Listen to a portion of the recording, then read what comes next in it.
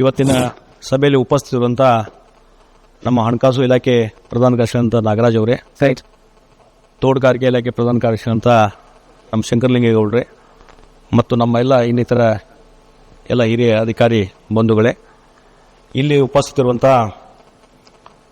ಇವತ್ತು ರಾಜ್ಯದ ಬೇರೆ ಬೇರೆ ಜಿಲ್ಲೆಗಳಿಂದ ಬಂದಂಥ ಯಾವತ್ತು ನನ್ನ ಆತ್ಮೀಯ ರೈತ ಬಾಂಧವರೇ, ರೈತ ಮುಖಂಡರೇ, ಸಂಘ ಸಂಸ್ಥೆಗಳ ಪ್ರಮುಖರೇ, ಇವತ್ತು ರಾಜ್ಯದ ಮುಖ್ಯಮಂತ್ರಿಯಾಗಿ ಮತ್ತು ಹಣಕಾಸು ಇಲಾಖೆಯ ಸಚಿವನಾಗಿ ಫೆಬ್ರವರಿ ತಿಂಗಳಲ್ಲಿ ಬಜೆಟನ್ನು ಏನು ಮಂಡನೆ ಮಾಡ್ತಾ ಇದ್ದೇನೆ. ಆ ಬಜೆಟ್ ಮಂಡನೆ ಮಾಡುವಂಥ ಸಂದರ್ಭದಲ್ಲಿ ಈಗಾಗಲೇ ನಮ್ಮ ಬೇರೆ ಬೇರೆ ಇಲಾಖೆಯ ಎಲ್ಲ ಸಚಿವರು ಮತ್ತು ಅಧಿಕಾರಿಗಳ ಜೊತೆ ಒಂದು ಹಂತದಲ್ಲಿ ಸಮಾಲೋಚನೆಯನ್ನು ಮಾಡಿದ್ದೇನೆ. ಆ ಇಲಾಖೆಗಳ ಮುಖಾಂತರ ಹಲವಾರು ವಿಷಯಗಳ ಬಗ್ಗೆ ಯಾವ ರೀತಿ ಪ್ರಪೋಸಲ್ಸ್ ಇರಬೇಕು, ಆ ಇಲಾಖೆ ಸಂಬಂಧಪಟ್ಟಂತೆ ಅವೆಲ್ಲವನ್ನು ಈಗಾಗಲೇ ನಾನು ಚರ್ಚೆ ಮಾಡಿದ್ದೇನೆ. ಮತ್ತು ವಿವಿಧ ಸಂಘ ಸಂಸ್ಥೆಗಳ ಜೊತೆ ನಿನ್ನೆನೂ ಬೆಳಗ್ಗೆಯಿಂದ ಸಾಯಂಕಾಲವರೆಗೆ ವಿವಿಧ ಸಂಘ ಸಂಸ್ಥೆಗಳ ಜೊತೆನೂ ನಾನು ಅವ್ರ ಜೊತೆ ಚರ್ಚೆಯನ್ನು ಮಾಡಿದ್ದೆ. ಅಲ್ಲಿ ಕಬ್ಬು ಬೆಳೆಗಾರರು ಅವ್ರ ಪರವಾಗಿ ತಾವೆಲ್ಲ ಬಂದಂಥ ಸಂದರ್ಭದಲ್ಲಿ ಅಲ್ಲಿ ಹಲವಾರು ವಿಚಾರಗಳ ಬಗ್ಗೆ ಅಲ್ಲಿ ಅಧಿವೇಶನದಲ್ಲಿ ನಾನು ಅಸೂರೆನ್ಸ್ ಕೊಟ್ಟಿದ್ದೇನೆ ಮತ್ತು ಅದ್ರ ಬಗ್ಗೆ ತಯಾರಿಯನ್ನು ಮಾಡ್ತಾ ಇದ್ದೇನೆ. ಒಂದು SIP ಕಾನೂನು ಮಾಡುವಂಥದ್ರ ಬಗ್ಗೆ ಆಲ್ಮೋಸ್ಟ್ ಬಿಲ್ ಒಂದು ಡ್ರಾಫ್ಟ್ ರೆಡಿಯಾಗಿದೆ. ಅದನ್ನು ಮುಂದಿನ ಕ್ಯಾಬಿನೆಟ್ಗೆ ತೊಗೊಂಬಂದು ಮುಂದೆ ಯಾವ ರೀತಿ ಅದನ್ನು ಒಂದು ಕಾನೂನು ಮಾಡಬೇಕನ್ನುವಂಥದ್ರ ಬಗ್ಗೆ ಮುಂದಿನ ಅಧಿವೇಶನದಲ್ಲಿ ಒಂದು ಮಂಡನೆಯನ್ನು ಮಾಡುತ್ತಿದ್ದೇನೆ. ಈ ರೀತಿ ಇವತ್ತೇನು ರೈತರಿಗೆ ಅಸೂರೆನ್ಸ್ ಕೊಟ್ಟಿದ್ವಿ ಅದ್ರ ಪ್ರಕಾರ ನಡ್ಕೊಳ್ಳುವಂಥ ಪ್ರಯತ್ನ ನಾನು ಮಾಡ್ತಾ ಇದ್ದೇನೆ. ಅದಕ್ಕಾಗಿ ಬಜೆಟ್ನಲ್ಲಿ ಇವತ್ತು ಕೃಷಿಗೆ ಇನ್ನೂ ಯಾವ ರೀತಿ ಒತ್ತು ಕೊಡಬೇಕು, ಆ ಒಂದು ವರ್ಗಕ್ಕೆ ಯಾವ ರೀತಿ ಇನ್ನೂ ಹೆಚ್ಚಿನ ಅನುಕೂಲತೆ ಕಳಿಸಬೇಕು ಅನ್ನುವಂಥ ತಮ್ಮ ಸಲಹೆ ಸೂಚನೆ ಕೊಟ್ಟರೆ ಇನ್ನೂ ಪರಿಣಾಮಕಾರಿಯಾಗಿ ನಾನು ಮಾಡಲಿಕ್ಕೆ ಸಾಧ್ಯತೆ. ಇದ್ರ ಬಗ್ಗೆ ಮುಕ್ತವಾಗಿ ನಾನು ಆಲೋಚನೆ ಮಾಡ್ತಕ್ಕಂಥ ವ್ಯಕ್ತಿ ಇದ್ದೇನೆ. ಆ ದೃಷ್ಟಿಯಿಂದ ತಮ್ಮ ಸಲಹೆ ಸೂಚನೆ ದಯವಿಟ್ಟು ಕೊಡಬೇಕು ಅನ್ನುವಂಥ ಮಾತನ್ನು ಈ ಸಂದರ್ಭದಲ್ಲಿ ಹೇಳ್ತೀನಿ.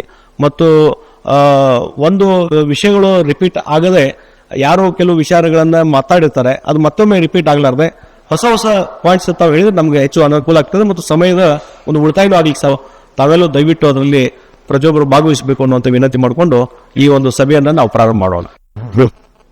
ಮಾನ್ಯ ಮುಖ್ಯಮಂತ್ರಿಗಳೇ, ಸರ್ಕಾರದ ಎಲ್ಲ ಹಿರಿಯ ಕಿರಿಯ ಅಧಿಕಾರಿಗಳೇ, ಎಲ್ಲ ಹೋರಾಟಗಾರ, ನಾವು ಹೇಳಿರೋದಕ್ಕೆ ನಿಮ್ ದುಡ್ಡು ಎಷ್ಟದೆ ಅಂತ ನಮಗ್ ಗೊತ್ತಿಲ್ಲ, ಆದ್ರೂ ಹೇಳುತ್ತಲೇ ಇದ್ದೀವಿ ನಾವೆಲ್ಲ. ಆದ್ರೆ ನೀವು ಒಂದೊಂದು ಸಣ್ಣದನ್ನು ಮಾಡಿ ಸಾಕು. ಫಸ್ಟ್ ಒಂದೊಂದಾಗಿ ಕರ್ನಾಟಕದಲ್ಲಿ ಇವತ್ತು 1 ಎಕರೆ ಹುಲ್ಲು 16,000 ರೂಪಾಯಿ, ಹುಲ್ಲು ಮತ್ತು ಜೋಳದ ಕಡ್ಡಿ, ರಾಗಿ ಮೆದೆಗೆ ಬೆಂಕಿ ಬಿದ್ರೆ 20 ರಿಂದ 25 ಕೋಟಿ ರೂಪಾಯಿ ಹಣವನ್ನ ಇಡೀ ರಾಜ್ಯದ ಜಿಲ್ಲಾ ಕಚೇರಿ ಕಳಿಸ್ಕೊಟ್ರೆ ಪರಿಹಾರ ಫಿಕ್ಸ್ ಮಾಡಬೇಕು. 1 ಎಕರೆ ಹುಲ್ಲು ಬೆಂದೋದ್ರೆ 500 ರೂಪಾಯಿ ಕೊಡ್ತೀರಿ. ಅದು ಯಾವುದು ಬೆಳೆ ಸಮೇತ ಬೆಂದೋಗ್ಬೇಕು. ಜಾನುವಾರುಗಳನ್ನ ರಕ್ಷಣೆ ಮಾಡಕ್ಕೆ 100 ಕೋಟಿ ರೂಪಾಯಿ ಖರ್ಚು ಮಾಡಿ ಹುಲ್ಲು ತರಿಸ್ತೀರಿ ಆಂಧ್ರ ರಾಜ್ಯದಿಂದ. 1 ಎಕರೆ ಹುಲ್ಲು ಬೆಂದೋದ್ರೆ ಆ ಬೆಂದೋದಕ್ಕೆ ಪರಿಹಾರ ಕೊಡದೇ ಇರತಕ್ಕಂತ ನೀತಿ ಇದೆ ಅಂದ್ರೆ ನಾವು ಯಾವ ರೀತಿ ರೈತರ ರಕ್ಷಣೆ ಮಾಡ್ತೀವಿ? ಆದ್ರಿಂದ ನಂಬರ್ 1, ಅತ್ಯಂತ ಕಡಿಮೆ ದುಡ್ಡಿನಲ್ಲಿ ರೈತರನ್ನ ರಕ್ಷಣೆ ಮಾಡಕ್ಕೆ 25-30 ಕೋಟಿ ರೂಪಾಯಿ ಬಜೆಟ್ ಅಲ್ಲಿ ತಾವು ದಯವಿಟ್ಟು ಪ್ರಾವಿಷನ್ ಮಾಡ್ಕೋಬೇಕು. ಎರಡನೇದು, ಬರಗಾಲ ಅಂದ್ರೆ 6 ಆಣೆಗಿಂತ ಕಡಿಮೆ 10 ಆಣೆಗಿಂತ ಬೆಳೆ ಕಡಿಮೆ ಆದೆಟಿಗೆ ಬರಗಾಲ ಅಂತ ಡಿಕ್ಲೇರ್ ಮಾಡ್ತೀರಿ. ಬರಗಾಲದನ್ನ ದಯವಿಟ್ಟು ಗಂಭೀರವಾಗಿ ಆಲೋಚನೆ 2 ಭಾಗ ಮಾಡ್ಕೋಬೇಕು. ಒಂದು, ಮಳೆನೇ ಸಂಪೂರ್ಣ ಬರ್ದೇನೆ ಬೆಳೆ ಹಾಕದೇ ಇರೋದು ಒಂದು ಬರಗಾಲ. ಇನ್ನೊಂದು ಬರಗಾಲ ಹಸಿರು ಬಂದು ನೇನು ಕಟಾವು ಬರ್ತಕ್ಕಂಥ ಸಮಯದಲ್ಲಿ ತೆನೆ ಬಂದಾಗ ತೆನೆಯಿಂದ ಕಾಳ ಆಗದೇನೆ ಮಳೆ ಬರ್ದೇನೆ ಆಗ್ತಕ್ಕಂಥದ್ದು ಹಸಿ ಬರಗಾಲ ಅಂತ ಕರೀತಾರದು. ಹಸಿ ಬರಗಾಲಕ್ಕೆ ಸರ್ಕಾರದ ನೀತಿ ಯಾವ್ದಿರ್ಬೇಕು, ಹುಸಿ ಬರಗಾಲಕ್ಕೆ ಯಾವ ತರದ ನೀತಿ ಇರಬೇಕು ಅಂತ ಮೊದಲು ಸರ್ಕಾರಕ್ಕೆ, ಜಿಲ್ಲಾಡಳಿತಕ್ಕೆ ಜ್ಞಾನ ಮೊದಲು ಬರಬೇಕಾಗಿದೆ. ಇಲ್ಲದೆ ಇದ್ರೆ ನೀವು ಬರಗಾಲ ಅಂದ್ರೆ ಏನೋ 1,000 ಅದಿಲ್ಲ. ಆದ್ರಿಂದ ನಿಮಗೆ ನಿಜವಾಗಲೂ ಈ ರಾಜ್ಯದಲ್ಲಿ ಈ 5 ವರ್ಷದಲ್ಲಿ ಅತ್ಯಂತ ಕಷ್ಟ ಮತ್ತು ಕ್ಲಿಷ್ಟಕರವಾದ ಪರಿಸ್ಥಿತಿಯಲ್ಲಿ ಇರ್ತಕ್ಕಂಥದ್ದು ಮಳೆ ಆಧಾರಿತ ಪ್ರದೇಶದ ರೈತರು. ಒಬ್ಬ IAS ಆಫೀಸರ್ ಹೇಳ್ತಾರೆ, 35 ವರ್ಷದಿಂದ ಮಳೆ ಆಧಾರಿತ ಪ್ರದೇಶದ ರೈತರಿಗೆ ಯಾವುದೇ ಕೃಷಿ ನೀತಿ ಇಲ್ಲ. ಜಗತ್ತಲ್ಲಿ 65% ಉತ್ಪಾದನೆ ಮಾಡೋರ ಬಗ್ಗೆ ಸರ್ಕಾರಗಳು ಗಂಭೀರವಾಗಿ ಕೇಂದ್ರ ಮತ್ತು ರಾಜ್ಯ ಸರ್ಕಾರಗಳ ಆಲೋಚನೆ ಮಾಡಿದೆ. ಇದಕ್ಕಿಂತ ದೊಡ್ಡ ಅವಮಾನ ಯಾವುದು? ಆದ್ರಿಂದ ಎಕ್ಸ್ಟ್ರಾ ಬರಗಾಲದ ಟ್ಯಾಕ್ಸ್ನೇ ಫಿಕ್ಸ್ ಮಾಡ್ಬೇಕು ತಾವು, ವ್ಯಾಟ್ ಮಾದರಿ. ಆ ಟ್ಯಾಕ್ಸ್ ಅನ್ನ ಫಿಕ್ಸ್ ಮಾಡಿ ಕನಿಷ್ಠ ಒಂದು ವರ್ಷಕ್ಕೆ 15ರಿಂದ 20 ಸಾವಿರ ಕೋಟಿ ರೂಪಾಯಿ ಹಣ ಸಂಗ್ರಹಣೆ. ಅಮೆರಿಕ ಅಂತ ದೇಶದಲ್ಲಿ 1 ಎಕರೆ ತಕ್ಲು ಬಿಟ್ರೆ ಪರಿಹಾರ ಕೊಡ್ತಾರೆ. ಆದರೆ ತನ್ನ ಬದುಕನ್ನೇ ಖುಷ್ಕಿ ಪ್ರದೇಶಕ್ಕೋಸ್ಕರ ಬರಗಾಲ ಅನುಭವಿಸಿದ ರೈತರು ಪ್ರಕೃತಿ ಮೇಲೆ ಬದುಕ್ತಕ್ಕಂತ 1 ಎಕರೆಗೆ ಏನೂ ಆಗದೆ ಇದೆ. ಜಾನುವಾರುಗಳನ್ನ ಹೆಂಗ್ ರಕ್ಷಣೆ ಮಾಡಬೇಕು, ಅವನ್ ಹೆಂಗ್ ಬದುಕು? ಬ್ಯಾಂಗ್ಳೂರು ಹೋಟ್ಲಲ್ಲಿ ಸರ್ವೆ ಮಾಡಿಸಿ 7 ಎಕರೆ ಇರ್ತಕ್ಕಂಥ ರೈತನ ಮಗ ತಟ್ಟೆ ಲೋಟ ತೊಳಿತಾ ಬಿದ್ದ. ನಿಜವಾದ ಸರ್ಕಾರಕ್ಕೆ ಮಾನವೀಯತೆ ದೃಷ್ಟಿ ನಿಮ್ಗಿದ್ರೆ ಫಸ್ಟ್ ಈ ಆಯವ್ಯಯದಲ್ಲಿ ನನ್ನ ಸರ್ಕಾರ ಖುಷ್ಕಿ ಪ್ರದೇಶದ ರೈತರ ರಕ್ಷಣೆ ಮಾಡದೆ ಕಟಿಬದ್ಧ ಅಂತ ತೀರ್ಮಾನ.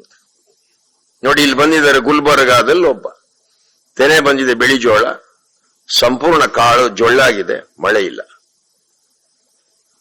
ಆದ್ರೆ ನೀವು ಇಷ್ಟೆಲ್ಲ ನಾವು ಮಾತಾಡ್ತೀವಿ, ಜಾಗತಿಕ ತಾಪಮಾನದ ಬಗ್ಗೆ ಒಂದ್ ದಿವಸನೂ ಚರ್ಚೆ ಆಗ್ಬೇಕು.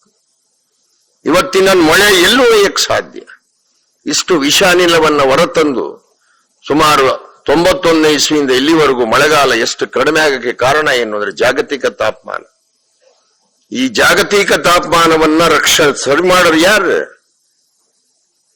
ಪರಿಸರವನ್ನೇ ನಾಶ ಮಾಡಿ ಮಳೆನೂ ಬರದೇ ಇದ್ದಂಗೆ ನೋಡ್ಕೊಂಡು ರೈತರನ್ನ ಹೆಂಗ್ ರಕ್ಷಣೆ ಮಾಡಕ್ ಸಾಧ್ಯ? ದಯವಿಟ್ಟು ಖುಷ್ಕಿ ಪ್ರದೇಶದ ರೈತರಿಗೆ ಒಂದು ವಿಶೇಷ ಸ್ಥಾನಮಾನವನ್ನ ಕೊಡಬೇಕು. ಮತ್ತು ಇಷ್ಟೆಲ್ಲ ನಾವು ಚರ್ಚೆ ಮಾಡ್ತಾ ಇದ್ದೀವಪ್ಪ.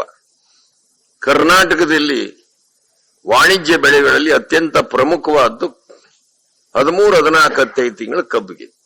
6 ಜನ ಮುಖ್ಯಮಂತ್ರಿ ಹತ್ರ ಚರ್ಚೆ ಮಾಡಿದ್ದೀವಿ. ಒಂದು ಸಕ್ಕರೆ ನಿಧಿ ತಯಾರು ಮಾಡಿ, ಸಕ್ಕರೆ ನಿಧಿ ಕರ್ನಾಟಕ ಶುಗರ್ ಡೆವಲಪ್ಮೆಂಟ್ ಫಂಡ್ ಅಂತ ಡಿಕ್ಲೇರ್ ಮಾಡಿ ಬಡ್ಜೆಟ್ ಅಲ್ಲಿ ಒಂದು 300-400 ಕೋಟಿ ಡಿಕ್ಲೇರ್ ಮಾಡಿ ಟನ್ಗೆ ₹5 ಡಿರೆಕ್ಟ್ ಮಾಡ್ಕೊಂಡು ಕರ್ನಾಟಕದಾದ್ಯಂತ ಒಂದು 2-3 ಸಾವಿರ ಕೋಟಿ ರೂಪಾಯಿ ಮಾಡಿದ್ರೆ ಎಲ್ಲ ಉಪ ಉತ್ಪನ್ನಗಳ ಘಟಕ ಇವತ್ತು 1,000 ಮೆಗಾವಾಟ್ ಕರೆಂಟ್ ಶಾರ್ಟೇಜ್ ನಮಗೆ. 1,000 ಮೆಗಾವಾಟ್ ಕರೆಂಟ್ ಅನ್ನ ನೀವು ಬರೀ ಶುಗರ್ ಫ್ಯಾಕ್ಟ್ರಿಲೇ ನೀವು ಬದಲಾವಣೆ ಮಾಡ್ಕೋಬಹುದು. ಕೋಜನರೇಷನ್ ಕಡ್ಡಾಯ ಮಾಡಬೇಕು. ಲೈಸೆನ್ಸ್ ಕೊಡಬೇಕಾದ್ರೆ, ಪರವಾನಗಿ ಕೊಡಬೇಕಾದ್ರೆ ಅದಕ್ಕೆ ಸಂಪನ್ಮೂಲ ಕೊಡಬೇಕು, ಸಬ್ಸಿಡಿ ಕೊಡಬೇಕು.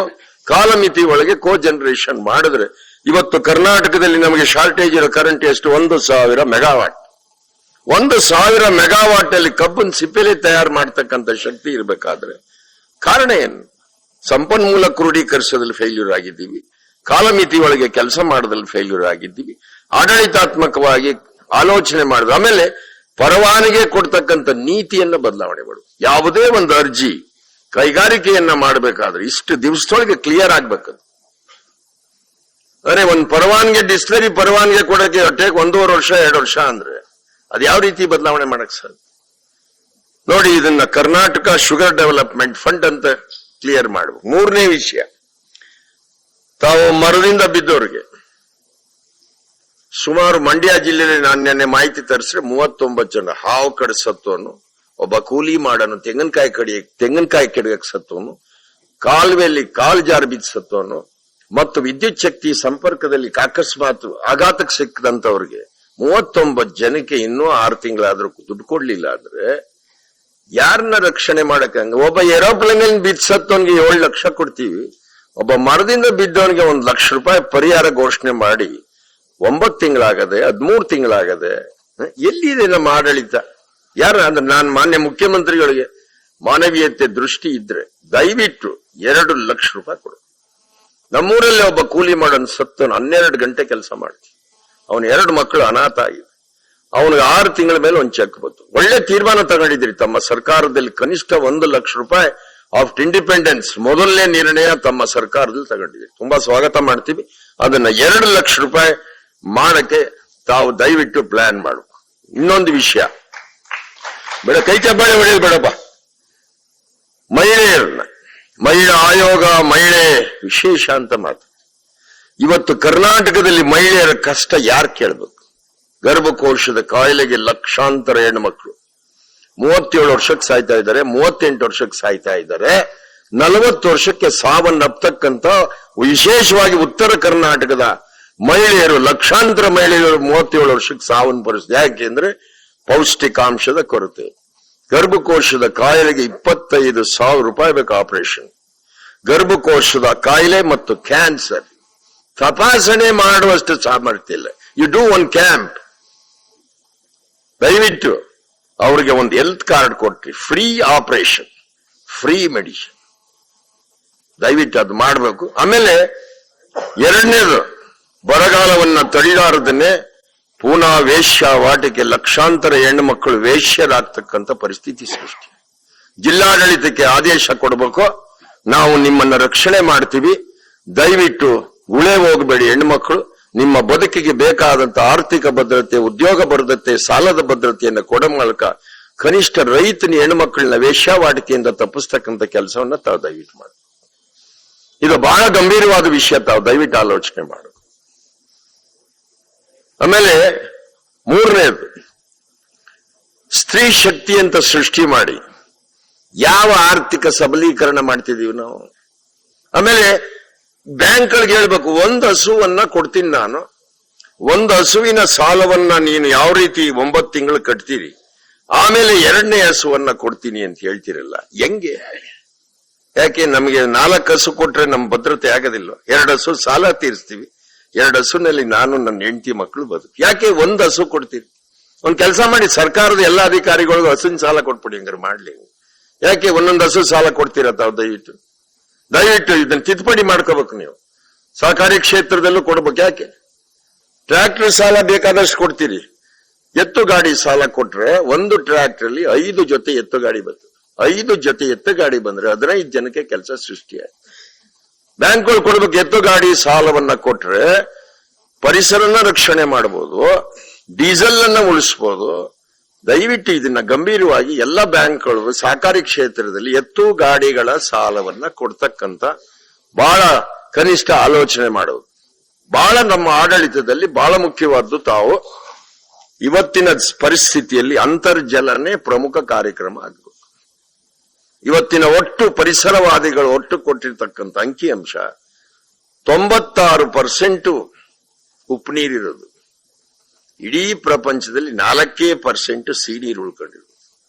ಆ 4% ನೀರಿನಲ್ಲಿ 1.5% ಮಂಜುಗಡ್ಡೆಯಾಗಿ ಪರಿವರ್ತನೆ ಆಗ್ತದೆ. ಇನ್ನು 2.5% ನೀರನ್ನ ನಾವು ರಕ್ಷಣೆ ಮಾಡಕ್ಕೆ, ಅಂತರ್ಜಲಕ್ಕೆ ರಕ್ಷಣೆ ಮಾಡೋ ಸಾಮರ್ಥ್ಯ ಇಲ್ಲದೆ ಇದ್ರೆ ಹೆಂಗ್ ಸಾಧ್ಯ? ಇನ್ನೂ ನಾವು ಕೃಷ್ಣ ಮುಗಿಸಿಲ್ಲ. ಇನ್ನು ನೀವು ವರದಿ ತರಿಸ್ಕೊಂಡು ನೋಡಿ, 77 TMC ನೀರನ್ನ ಕಾವೇರಿ ನೀರಾವರಿ ಭಾಗದಲ್ಲಿ ಬಳಸ್ಕೊಂಡಿಲ್ಲ. ಸುಪ್ರೀಂ ಕೋರ್ಟ್ ಕೊಟ್ಟಿರ್ತಕ್ಕಂಥ ಆದೇಶದಲ್ಲಿ 77 TMC ನೀರನ್ನ ನಾವು ಬಳಕೆ ಮಾಡ್ಕೊಂಡಿಲ್ಲ.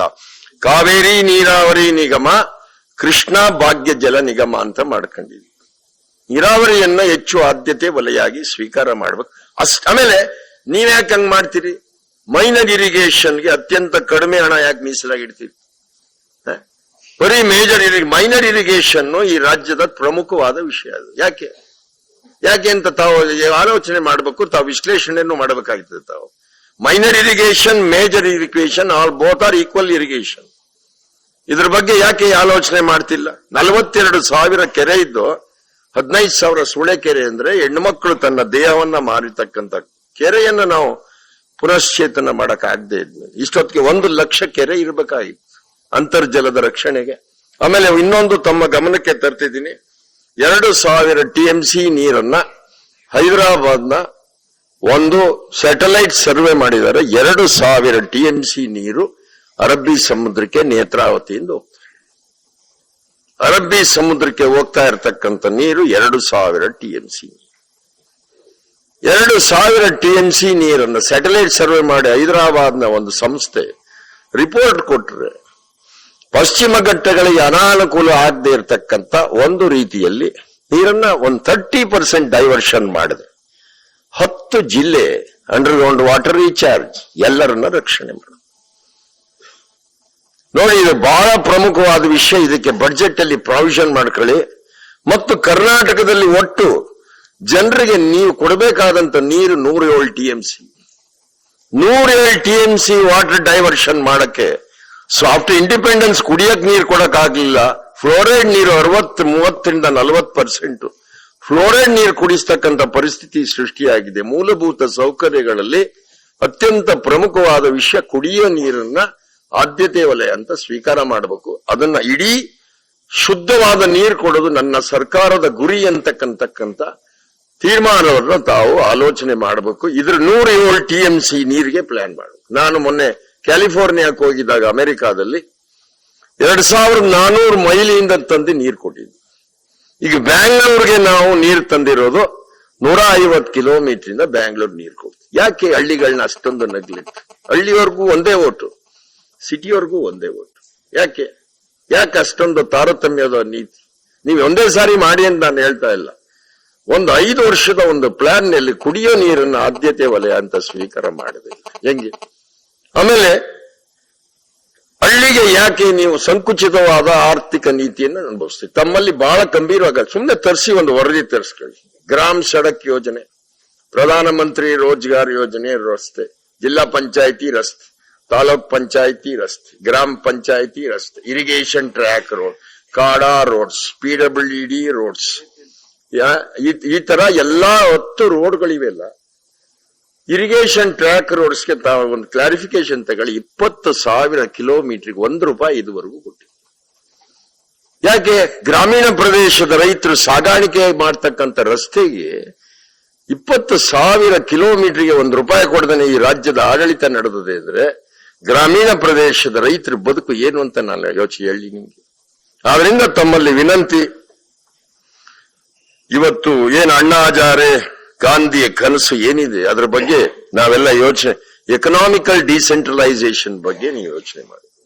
ಆರ್ಥಿಕ ವಿಕೇಂದ್ರೀಕರಣ ಮಾಡದೇನೆ ನಮ್ಮ ಹಳ್ಳಿಯನ್ನು ರಕ್ಷಣೆ ಮಾಡಕ್ಕಾಗೋದಿಲ್ಲ. ದಯವಿಟ್ಟು ಈ ಅರ್ಜಿ ಕೊಡುವಂತ ಈ ಗುಲಾಮಗಿರಿ ಪದ್ಧತಿಯ ಆಡಳಿತನ ಒದ್ದೋಡ್ಸಕ್ಕೆ ತಾವು ಆಲೋಚನೆ ಮಾಡಿ. ಓದಿಬೇಕಿದ್ರಿಂದ ಎಲ್ಲರಿಗೂ ಅರ್ಜಿ ಕೊಡಗುಟ್ಟಿದೀವಿ ನಾವು. ಅದ್ಯಾಕೆ ಸದಾಶಿವನಗರದಲ್ಲಿ ಯಾರು ಅರ್ಜಿ ಕೊಡಕ್ಕಿಲ್ಲ?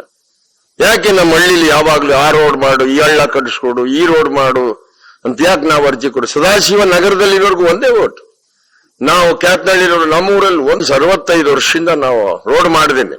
ನೀವು ಕೊಡೋ 3 ಲಕ್ಷ 4 ಲಕ್ಷ ರೂಪಾಯಿ ನಾವ್ ಹೆಂಗೆ ಬದುಕ್ತಕ್ಕಂಥ ಪರಿಸ್ಥಿತಿ? ನಿಜವಾಗ್ಲೂ ಹೇಳ್ತೀನಿ, ಭ್ರಷ್ಟಾಚಾರ ಕಡಿಮೆ ಮಾಡಬೇಕು ಅಂತ ತಮ್ಮ ಮನಸ್ಸಿನಲ್ಲಿ ಏನಾರ ಇದ್ರೆ ಪಂಚಾಯಿತಿಯನ್ನೇ ಸರ್ಕಾರ ಮಾಡಿ. ಅಂತರ್ಜಲದ ರಕ್ಷಣೆ, ದನದ ತಳಿಗಳ ರಕ್ಷಣೆ, 7 ತಳಿಗಳು ನಮ್ಮ ಸಾಂಸ್ಕೃತಿಕ ತಳಿಗಳು, 7 ತಳಿಗಳನ್ನ ರಕ್ಷಣೆ ಮಾಡತಕ್ಕಂತ ಸುಮಾರು ಅಮೃತ ಮಹಲ್ ಕಾವಲ್ ಅಂತ ಹೇಳಿ ಅದಕ್ಕೋಸ್ಕರ ರಾಜರ ಕಾಲದಿಂದನೂ ಮೀಸಲಿಟ್ಟಿರ್ತಕ್ಕಂಥ ಭೂಮಿಯನ್ನ ಬೇರೆ ಬೇರೆ ವಿಷಯಕ್ಕೆ ಬಳಕೆ ಮಾಡತಕ್ಕಂಥದ್ದು 7 ತಳಿಗಳನ್ನ ರಕ್ಷಣೆ ಮಾಡೋದ್ರಲ್ಲಿ ಸರ್ಕಾರ ಏನ್ ಮಾಡ್ತೀವಿ? ತಾವೇನ್ ಹೇಳ್ತೀರಿ? ದನಗಳನ್ನ ರಕ್ಷಣೆ ಮಾಡಬೇಕು, ಗೋಶಾಲೆಯನ್ನ ಕಟ್ಟಬೇಕು, ದನಗಳನ್ನ ಕುಯ್ಯಬಾರದು, ಅದಕ್ಕೋಸ್ಕರ. ಆದ್ರೆ ಯಾಕೆ ಸಾಂಸ್ಕೃತಿಕ ತಳಿಗಳನ್ನ ರಕ್ಷಣೆ ಮಾಡೋದ್ರಲ್ಲಿ ಅಟ್ಟರ್ಲಿ ಫೇಲ್ಯೂರ್? ಕೃಷಿ ಮೇಲೆ ಆಗುವಂತ ಪರಿಣಾಮ ಏನಾಗ್ಬೋದು? ಯಾಕೆ ಅಂದ್ರೆ ನಾನು ಒಂದು ಜೊತೆ ಎತ್ತಿನ ಮೇಲೆ ನನ್ನ ಬದುಕನ್ನೇ ನಿರ್ಮಾಣ ಮಾಡ್ತೀನಿ. ಇವತ್ತು ಒಂದು ಜೊತೆ ಎತ್ತು ತಗೊಳಕ್ ಆಗದೆ ಇರ್ತಕ್ಕಂಥ ಸಾಮರ್ಥ್ಯ ನಾವು. ಆಮೇಲೆ ಎರಡನೇದು ವಿದ್ಯುತ್ ಶಕ್ತಿ ಮಾತಾಡ್ತೀವಿ. ವಿದ್ಯುತ್ ಶಕ್ತಿನಲ್ಲಿ ಸೋಲಾರ್ಗೆ ಹೋಗ್ಬಿಡಿ. ಈಗ ಭಾಗ್ಯ ಜ್ಯೋತಿ ಕೊಡ್ತಿದ್ದೀರಿ, 8ರಿಂದ 10,000 12,000 3 ಲೈಟ್ಗೆ ಸೋಲಾರ್ ಕೊಟ್ರೆ ಸುಮಾರು 75 ಭಾಗ ವಿದ್ಯುತ್ ಶಕ್ತಿ ಉಳಿಸಬಹುದು. ಆಮೇಲೆ ಸರ್ಕಾರ ತಾವು 3 ವಿಷಯಕ್ಕನ್ನ save power, save water, save soil. This our programme of the 10 years. 10 ವರ್ಷದ ಪ್ರೋಗ್ರಾಮ್ ಆಗ್ತದೆ. ನಿಜವಾಗ್ಲೂ ಈ 3 ನಿಮ್ಗೆ ನಾನು ಕರ್ನಾಟಕದ 5,600 ಪಂಚಾಯಿತಿಯಲ್ಲಿ ಸುಮಾರು ಲಕ್ಷಾಂತರ ಟನ್ ವೇಸ್ಟ್ ಸಿಗುತ್ತೆ. ಸುಮಾರು 1,500 ಮೆಗಾವಾಟ್ ಕರೆಂಟ್ ನ ಮಿನಿ ಪ್ರಾಜೆಕ್ಟ್ ಮಾಡೋದ್ರ ಮೂಲಕ 1,500 ಮೆಗಾವಾಟ್ಗಿಂತ ಅಧಿಕ ಸಿಗುತ್ತೆ. ಆ ಅಧಿಕ ಸಿಗ್ತಕ್ಕಂತ ವೇಸ್ಟ್ ನ ಬಳಕೆ ಮಾಡೋದ್ರಲ್ಲಿ ಅಟ್ಟರ್ಲಿ ಫೇಲ್ಯೂರ್ ಆಗಿ. ಇದ್ರ ಬಗ್ಗೆ ನಿನ್ನೆ ಅಮೆರಿಕಾದಿಂದ ಒಬ್ಬ ಹುಡುಗ ಬಂದಿದ್ದ. ನಿಮ್ಗೆ ಸಿಗೋ ಬಿಸಿಲು ನಮ್ಗೇನಾರ ಸಿಕ್ಕಿದ್ರೆ 75 ಭಾಗ ಕರೆಂಟ್ ಉತ್ಪಾದನೆ ಮಾಡಿ ಕರ್ನಾಟಕದಿಂದ 2,000 ಮೆಗಾವಾಟ್ ಮಾರ್ತಿದ್ದೋ ನಾವು ಅಂತ ಹೇಳ್ತಾನೆ. ಅವನು ಇದೇ ಮಣ್ಣಲ್ಲಿ ಬೆಳೆದು 20 ವರ್ಷ ಆಯ್ತು ಅವನು ಅಮೆರಿಕಕ್ಕೆ ಹೋಗಿ. ನಿಮ್ಗೆ ಸಿಗೋ ಬಿಸಿಲೇನಾದ್ರು ನಮ್ಗೆ ಸಿಕ್ಬಿಟ್ಟಿದ್ರೆ ಅಮೆರಿಕಾದವ್ರಿಗೆ 2,000 ಮೆಗಾವಾಟ್ ಕರೆಂಟ್ ಅನ್ನ ಮಾರ್ತಕ್ಕಂಥ ಸಾಮರ್ಥ್ಯ. ದಯವಿಟ್ಟು ಬರೀ ಇದನ್ನ ಭಾಷಣ ಮಾಡ್ತಾರೆ. ಈಗ ಡಿಕ್ಲೇರ್ಡ್ ಎ ವಾರ್. ಸಮರೋಪಾದಿಯಲ್ಲಿ ನೀವು ವಿದ್ಯುತ್ ಶಕ್ತಿ ಮತ್ತು ನೀರಾವರಿ ಮತ್ತು ಅತಿವೃಷ್ಟಿ ಮತ್ತು ಅನಾವೃಷ್ಟಿಯನ್ನು ರಕ್ಷಣೆ ಮಾಡತಕ್ಕಂಥ ಸಾಮರ್ಥ್ಯ ಇಲ್ಲದೆ ಇದ್ರೆ ಸರ್ಕಾರದ ಆಡಳಿತ ಬಡ್ಜೆಟ್ ಅಂದ್ರೆ ಏನ್ ನಾವೆಲ್ಲ ಮಾತಾಡ್ತೀವಿ ಹೋಗ್ತೀವಿ. ಈಗಾಗಲೇ ಹಿಂದೆ ಇದ್ದಂತ ಇಬ್ರು ಮುಖ್ಯಮಂತ್ರಿಗಳು ಮಾನ್ಯ ಎಸ್.ಎಂ. ಕೃಷ್ಣ ಅವರ ಕಾಲದಿಂದನೂ ಕರೀತಾರೆ, ಕೇಳ್ತಾರೆ, ಮಾಡ್ತಾರೆ. ನಾವು ಏನೇನೋ ಕಸರತ್ತು ಮಾಡಿ ಹಗಲು ರಾತ್ರಿ ಯೋಚನೆ ಮಾಡಿ ಎಲ್ಲರೂ ಸೇರಿ ನಿಮ್ಮ ಹತ್ರ ವಿಚಾರವನ್ನ ಮಂಡಿಸ್ತೀವಿ. ಏನ್ ಮಾಡ ಆಮೇಲೆ ಯಾವ ಬೆಳೆನ ಈಗ ನಮ್ಮ APMC ಮಾರ್ಕೆಟ್ಗೆ ಆರ್ಥಿಕ ಸಂಪನ್ಮೂಲ ಎಲ್ಲಿದೆ? ನಮ್ಮ ಬೆಳೆಗಳನ್ನ ಗೋಡನ್ನಲ್ಲಿ ಮಡಗಿ ನಮಗೆ ಬಡ್ಡಿ ರಹಿತವಾಗಿ 75% ಸಾಲವನ್ನ ಕೊಡ್ತಕ್ಕಂತ ಆರ್ಥಿಕ ಸಂಪನ್ಮೂಲನೆಲ್ಲ APMC ಅಂದ್ರೆ ದಳ್ಳಾಳಿಗಳ ಮಾರ್ಕೆಟ್. ರೈತರ ಮಾರ್ಕೆಟ್ ಎಲ್ಲದೆ? ಈ ಕಿಸಾನ್ ಕಾ ಮಾರ್ಕೆಟ್ ನಹೀ ಹೈ, ಈ ದಳ್ಳಾಳಿ ಕಾ ಮಾರ್ಕೆಟ್ ಇದೆ. ದಳ್ಳಾಳಿಗಳ ಮಾರ್ಕೆಟ್ ನಾವು ಮಾಡ್ಕೊಟ್ಬಿಟ್ಟಿದ್ದೆ, ಅವನು ಅನುಕೂಲ ಆಗ್ಲಿ ಅಂತ ಒಂದ್ ಜಾಗಕ್ಕೆ 140 ದೊಡ್ಡ ಮಾರ್ಕೆಟ್, ಸುಮಾರು 325 ಚಿಕ್ಕ ಮಾರ್ಕೆಟ್ ಅಲ್ಲಿ ಯಾರ ಮೇಲೆ ನಿಯಂತ್ರಣ? ಈಗ ಉದಾಹರಣೆಗೆ ಮಂಡ್ಯದ ಒಂದರಲ್ಲಿನೆ ಎಳ್ನೀರ್ ಮಾರ್ಕೆಟ್ 25 ಕೋಟಿ ಕಮಿಷನ್ ಹೋಗುತ್ತೆ ರೈತರು. 25 ಕೋಟಿ ರೂಪಾಯಿ ಕಮಿಷನ್. ಬರೀ ಏಷ್ಯಾಕ್ಕೆ ಬಿಗ್ಗೆಸ್ಟ್ ಮಾರ್ಕೆಟ್. ಯಾರು ಕಂಟ್ರೋಲ್ ಮಾಡ್ತಾರೆ? ದಳ್ಳಾಳಿಗಳ ಸಂಪೂರ್ಣ ಕಂಟ್ರೋಲ್. ಅಧಿಕಾರಿಗಳು ದಳ್ಳಾಳಿ ಕೈಲೇ ಇರೋದು. 25 ಕೋಟಿ ರೂಪಾಯಿ ರೈತರ ಕಮಿಷನ್ ಹೋಯ್ತದೆ ಎಳ್ನೀರಲ್ಲಿ ಅಂದ್ರೆ. ಸರ್ ಯಾರನ್ನ ರಕ್ಷಣೆ ಮಾಡಬೇಕು? ಅದರಿಂದ ತಾವು ಯೋಚನೆ ಮಾಡಬೇಕು. ಈಗ CFTR ಇದೆ. ತೋಟಗಾರಿಕೆಗಳ ಬೆಳೆಗಳನ್ನ ರಕ್ಷಣೆ ಮಾಡೋದ್ರಲ್ಲಿ ನಮ್ಮ ಪ್ರಮುಖ ಪಾತ್ರ ಏನಾಗ್ಬೇಕಾಗಿದೆ? ಆದ್ರಿಂದ ತಾವು ಪ್ರಾಕೃತಿಕ ಸಂಪತ್ತಿನ ರಕ್ಷಣೆ ಮತ್ತು ಇನ್ನಿತರ ಎಲ್ಲ ವಿಷಯದಲ್ಲಿ ಬಹಳ ಗಂಭೀರವಾಗಿ ಆಲೋಚನೆ ಮಾಡಬೇಕು. ನೀವು ಒಂದು ಸ್ಟ್ಯಾಟಿಕ್ಸ್ ತರಿಸ್ಕೊಳ್ಳಿ. ರೈನ್ಗನ್ ಆಪರೇಷನ್ ಅಲ್ಲಿ ಕಬ್ಬನ್ನ ಬೆಳೆದ್ರೆ 80 ಟನ್ ಕಬ್ಬು ಬೀಳ್ತದೆ. ನೀರಾವರಿಯಲ್ಲಿ ಕಬ್ಬು ಬೆಳೆದ್ರೆ 40 ಟನ್ ಕಬ್ಬು. ಯಾಕೆ? ಕಬ್ಬು ಬೊಂಬಿನ ಜಾತಿಗೆ ಸೇರಿದಂತದ್ದು. ಅತಿ ಹೆಚ್ಚು ನೀರಿದ್ರೆ ನಾಶ ಆಗುತ್ತೆ. ತಮಿಳುನಾಡು ಕರ್ನಾಟಕ ಇಬ್ರು ಮನಸ್ಸು ಮಾಡಿದ್ರೆ 30 TMC ನೀರು ಉಳಿಸ. ಈ ನೀರಿನ ಉಳಿತಾಯ ಮಾಡೋ ಯಾವುದೇ ಇಲಾಖೆಗಳು ಚರ್ಚೆ ಮಾಡದೇ ಇದ್ರೆ ಅದೇಗಾಗುತ್ತದೆ? ಈಗ ತಮಿಳುನಾಡಿನವ್ರು ನಿಮ್ ಪತ್ರ ಬರೆದವ್ರು ಪರಿಹಾರ ಕೊಡ್ಬೇಕಂತೆ. ಈಗ ತಾವು ದಯವಿಟ್ಟು ಒಂದನ್ನ ತಾವು ಮಾಡಬೇಕು. ತಾವು ಇದರಲ್ಲಿ ಹೆಂಗ್ ಮಾಡ್ತೀರ ಗೊತ್ತಿಲ್ಲ. ಆಡಳಿತಾತ್ಮಕ ತೀರ್ಮಾನ ತಗೊಳ್ಳಿ. ನಿಮ್ಮ ಅಂಕಿಅಂಶದ ಪ್ರಕಾರ 5 ವರ್ಷದಲ್ಲಿ 321 TMC ನೀರನ್ನ ಮಡಿಕಳಕ್ಕಾಗದೆ ಬಿಟ್ಟಿದೀವಿ. ಮಡಿಕಳಕ್ಕಾಗದೇನೆ ನೀರನ್ನ ಬಿಟ್ಟಿರ್ತಕ್ಕಂಥದ್ದು 321 TMC. 91ನೇ ಇಸ್ವಿಯಿಂದ ಇಲ್ಲಿವರೆಗೂ 6,000 TMC ನೀರನ್ನ ಮಡಿಕಳಕ್ಕಾಗದೆ ಬಿಟ್ಟಿದೆ. ಅವರು ಬಂಗಾಳ ಕೊಲ್ಲಿಗೆ ಎಷ್ಟು ಬಿಟ್ಟಿದ್ದಾವ್ರೆ ಅಂತ ಯೋಚನೆ ಮಾಡಿ. ಮತ್ತು ನಮಗೂ ಅವ್ರಿಗೂ ನಡೆದಿರ್ತಕ್ಕಂಥ ಜಗಳ 20 ವರ್ಷದಿಂದ ಎಷ್ಟು TMCಗೋಸ್ಕರ ಅಂತ ಒಂದು ಸಂಗ್ರಹಣೆ ಮಾಡಿ ಕಾವೇರಿ ಸೆಲ್ಲು ಮತ್ತು ಮುಖ್ಯಮಂತ್ರಿಗಳು ಮತ್ತು ಇರಿಗೇಷನ್ ಡಿಪಾರ್ಟ್ಮೆಂಟ್ ಮತ್ತು ನಾವು ತಮಿಳುನಾಡಿನಲ್ಲಿ 9 ಮೀಟಿಂಗ್ ಮಾಡಿದೀವಿ. ನಮ್ಮನ್ನು ಕರೆಸಿ ಒಂದ್ ಸಲಹೆ ತಗೊಂಡು ಪರ್ಮನೆಂಟ್ ಸೊಲ್ಯೂಷನ್ ಕಂಡಿದ್ದೀವಿ. ನಾರಿಮನ್ ಏನ್ ಹೇಳ್ತಾರೆ ಅಂದ್ರೆ, ನಾರಿಮನ್ ಮೊನ್ನೆ ಸಿಕ್ಕಿ ಸುಮಾರು 20 ನಿಮಿಷ ಮಾತಾಡಿದ್ರು. ये अदालत से ये पॉलिटिक्स से तीर्मान नहीं करने को होता है नहीं। वो किसान ये किसान दोनों मिला को बात करना है। ये आखिरी है। ये नेचर का बारे में हम कानून लिखा है, लेकिन क्यों ऐसी वादा कर रहे हैं? सरकार बोल रहे है इसलिए हम वादा कर रहे हैं. ತೀರ್ಮಾನನೇ ಮಾಡಕ್ಕಾಗೋದಿಲ್ಲ ಯಾವುದೇ ಕಾರಣಕ್ಕೂ ಕೋರ್ಟ್ ಅಲ್ಲಿ ಮತ್ತು ಪಾಲಿಟಿಕ್ಸ್ ನಲ್ಲಿ ತೀರ್ಮಾನನೇ ಮಾಡಕ. ತೀರ್ಮಾನ ಮಾಡಿದ್ರೆ ಈಗ ನಾವೇನ್ ಮಾಡ್ಬೇಕು? ಈಗ ಮಂಡ್ಯದಲ್ಲಿ 5.5 ಲಕ್ಷ ಎಕರೆ ಭೂಮಿ ಸಂಪೂರ್ಣ 15 ಲಕ್ಷ, ಅದರಲ್ಲಿ 9 ಲಕ್ಷ ಕೂಲಿ ಮಾಡೋರ್ ಜೀವನ ಏನ್ ಮಾಡ್ಬೇಕು? ಈಗ ಇಡೀ ಕೃಷಿ ಆರ್ಥಿಕ ಸಂಪೂರ್ಣ ಭದ್ರತೆ ನಾಶ ಆಗ್ತದೆ. ಹಸಿರು ಇರತಕ್ಕಂತ ಬಂದ ಬರಗಾಲದಲ್ಲಿ ಗುಳೆ ಹೋಗ್ಬಿಡ್ತಾರೆ, ಸಂಪೂರ್ಣ ಕೃಷಿ ಕುಸಿತದೆ, ಸಂಪೂರ್ಣ ಬೀದಿ ನಾಶ ಆಗ್ತಕ್ಕಂಥ ಈಗ 5.5 ಲಕ್ಷ ಎಕರೆಯನ್ನ ಯಾವ ರೀತಿ ರಕ್ಷಣೆ ಮಾಡಿ? ತಮ್ಮ ಹತ್ರನೇ ತಮ್ಮ ಮುಂದೆ ಸವಾಲಿದೆ. 17 ಈಗ ಬಿತ್ತನೆ ನೆಟ್ರೆ ಜೂನ್ ಕಬ್ಬು ನೆಟ್ರೆ ಮುಂದಿನ ಜೂನ್ ಬರ್ತದೆ. ಸುಮಾರು 18 ತಿಂಗಳ ಕಾಲ ಆ ಭಾಗದ ರೈತರು ಏನ್ ಮಾಡ್ಬೇಕು? ಆಮೇಲೆ ಎಸ್ಪೆಷಲಿ 70 ಭಾಗ ಕೂಲಿ, 30 ಭಾಗ ರೈತ. ಹೆಂಗ್ ರಕ್ಷಣೆ ಮಾಡಕ್ ಸಾಧ್ಯ? ಅದರಿಂದ ತಾವು ಒಂದು ಆಲೋಚನೆ ಮಾಡಿ ಯಾವ ಏರಿಯಾದಲ್ಲಿ ಸಾಲವನ್ನ ಮುಂದೂಡಬೇಕು ಮತ್ತು ಹೊಸ ಸಾಲವನ್ನ ಕೊಡಬೇಕು ಮತ್ತು ಎಷ್ಟು ಸಾಧ್ಯವೋ ಅಲ್ಲಿ ಅಂತರ್ಜಲ ಇರತಕ್ಕಂತ ಜಾಗದಲ್ಲಿ ತ್ವರಿತ ಪಂಪ್ ಸೆಟ್, ತ್ವರಿತ ವಿದ್ಯುತ್ ಶಕ್ತಿ, ತ್ವರಿತ ಸಾಲದ ನೀತಿಯನ್ನು ಕೊಡೋದ್ರ ಮೂಲಕ ರಕ್ಷಣೆ ಮಾಡಬೇಕು. ಮತ್ತು ರಿಸರ್ವ್ ಬ್ಯಾಂಕ್ನವ್ರು ಕರಿಬೇಕು, ತಾವು ಆಪತ್ ಸಾಲವನ್ನ ರೈತರು ಕೊಡಬೇಕು. ನಮಗೆ ಸಾಲ ಯಾರು ದಯವಿಟ್ಟು ನಾನು ತಮ್ಮಲ್ಲಿ ವಿನಂತಿ ಸರ್, ಸಾಲ ಕೊಟ್ಟಿಲ್ಲ ನಮ್ಗೆ ಯಾರಿಗೂ. ಪ್ರೋತ್ಸಾಹ ಧನ ಕೊಟ್ಟಿರೋದು ನಮ್ಗೆ. ಸಾಲ ಕೊಟ್ಮೇಲೆ ನೀವು ಬೆಲೆ ನೀತಿ ನಿಗದಿ ಮಾಡ್ಬೇಕು. ಬರೀ ಪ್ರೋತ್ಸಾಹ ಧನ, ಆಶ್ರಯ ಮನೆಗೆ 40,000 ರೂಪಾಯಿ ಮನೆ ಕಟ್ಟಕಾಯ್ತು ಸರ್, ಅದು ಪ್ರೋತ್ಸಾಹ ಧನ. ನಾವು ಕಬ್ಬನ್ನ ನೀವು ಕೊಡೋ ರೇಟಲ್ಲಿ ಬೆಳೆಯಕ್ಕಾಯ್ತು ಸರ್, ಅದು ಪ್ರೋತ್ಸಾಹ ಧನ. ಪ್ರೋತ್ಸಾಹ ಧನ ಸರ್, ತಾವು ದಯವಿಟ್ಟು ಆಲೋಚನೆ ಮಾಡ್ಬೇಕು. ನಾವು ಒಟ್ಟು ಸಕ್ಕರೆ ತಿನ್ನೋದು 7 ಕೆಜಿ, ಇನ್ 93 ಕೆಜಿ ವ್ಯಾಪಾರಕ್ಕೆ ಹೋಯ್ತು. ಒಂದು ಕೆಲಸ ಮಾಡಿ, ತಮ್ಮಲ್ಲಿ ವಿನಂತಿ ಮಾಡ್ಕೊಳ್ತೀನಿ, ಕೇಂದ್ರ ಸರ್ಕಾರದಲ್ಲಿ ರಂಗನಾಥನ್ ವರದಿ ಜಾರಿಗೆ ತರಬೇಕು ಅಂತ ಚರ್ಚೆ ನಡೆದಿದೆ. ದಯವಿಟ್ಟು ತಾವು ಹೋಗಿ ಕೇಂದ್ರ ಸರ್ಕಾರದಲ್ಲಿ ಲಡಾಯಿ ಮಾಡಿ.